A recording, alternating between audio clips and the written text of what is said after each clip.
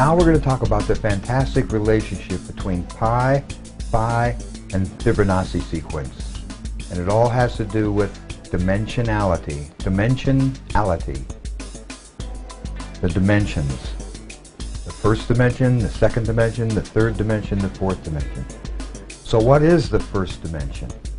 In sacred geometry, the first dimension is expressed as the single point. This isn't a point that's in relationship to other points. This is the point beyond everything else. This is the point that's everywhere and nowhere. The center of everything. You and I and the sun and a distant galaxy, each of those centers is the same center. Here we are. We live in this three-dimensional universe. And yet there's a two-dimensional universe and a one-dimensional universe. This painting here, this is a three-dimensional object, just like we are. And yet, it's illustrating two-dimensional conceptual ideas. 4 circles of common radius, the vesica piscis, the petal.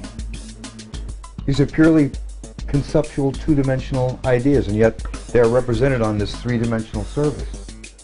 But the real abstract thing that we're trying to start from is this idea of single-pointedness, which is beyond three-dimensional reality, beyond two-dimensional reality, underneath, inside of it, one-dimensional reality.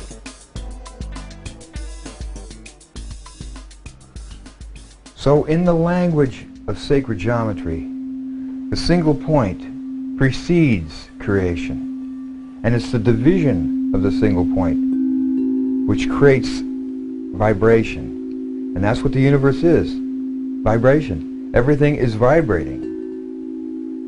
The root motion of the universe is expressed in the radius and the arc, the two energies that happen between these two fantastic points, this single-pointedness, this unity, this oneness, which divides and becomes duality, voila, energy, motion. It's like the equivalent of yin-yang, the twin energies at the root of the universe. Now, if you hold the motion between 2 points to a given distance, and you let this energy happen, this spinning energy happen from the radius and the arc, it creates a circle, and we have pi. If you take this same energy, the same spinning, counter-rotational spinning energy that happens between the 2 points, and you don't limit the distance between those 2 points, you have the spiral, phi.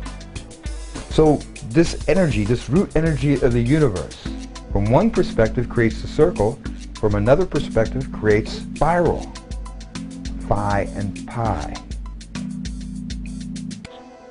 Pi and phi are really brothers of the same energy.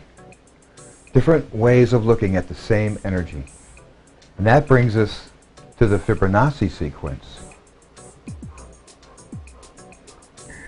The Fibonacci sequence, principally thought of as a growing sequence, was discovered by the brilliant medieval Italian mathematician Leonardo Pisano.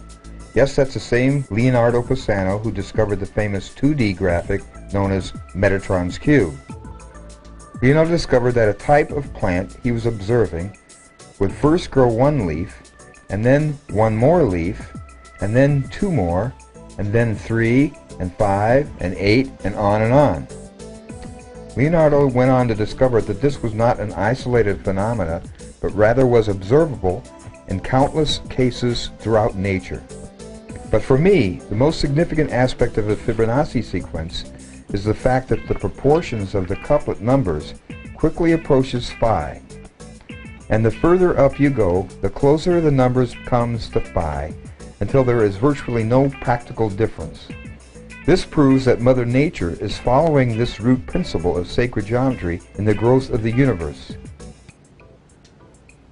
So inside this multi-dimensional universe of ours, we have this unity reality, this oneness, this single-pointedness, inside the two-dimensional reality, the conceptual reality, which includes pi and phi.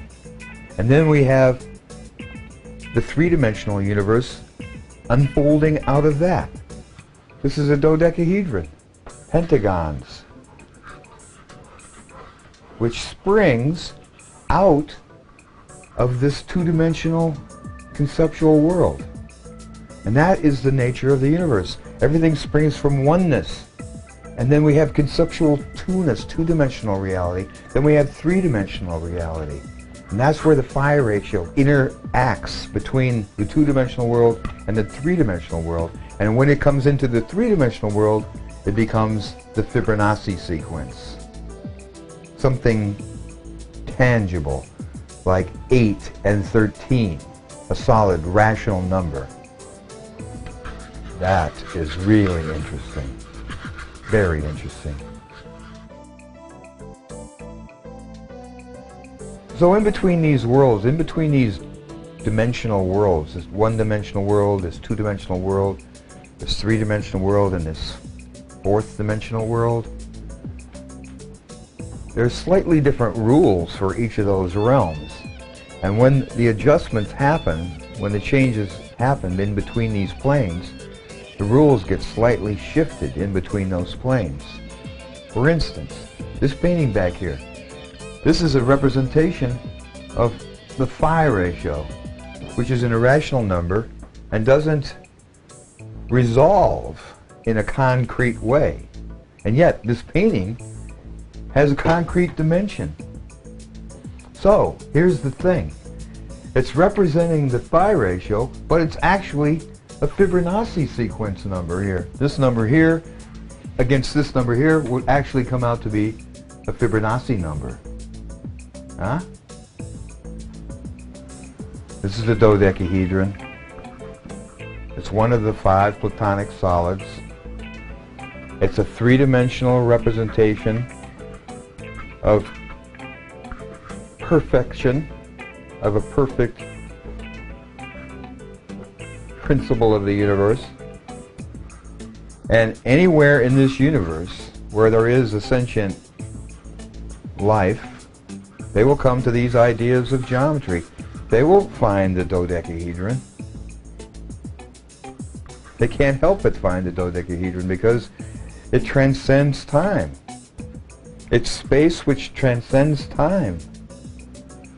And at the center of this dodecahedron, there is single pointedness right in the center of this thing, just like it's the same center that I have.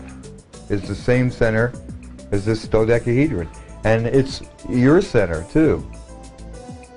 And it's like Wavy Gravy said, no matter where you go, there you are.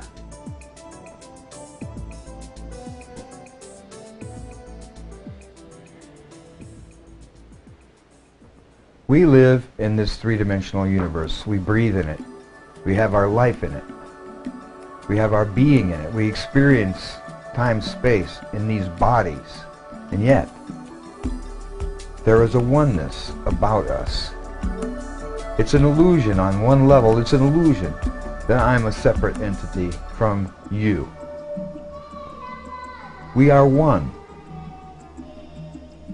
We are a single point. We are the same single point.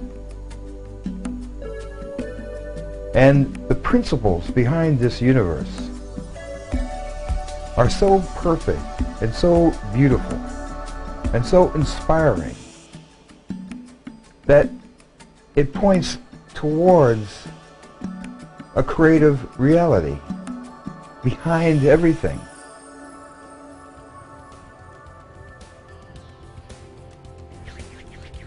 So this whole Sacred Geometry 101 series started with a single point. And it's evolved and progressed, and it's right back to the same single point. I honor that single point. And all I can say is, Namaste. Namaste. The oneness and the single pointedness and the spirit within me recognizes the oneness and the spirit within you.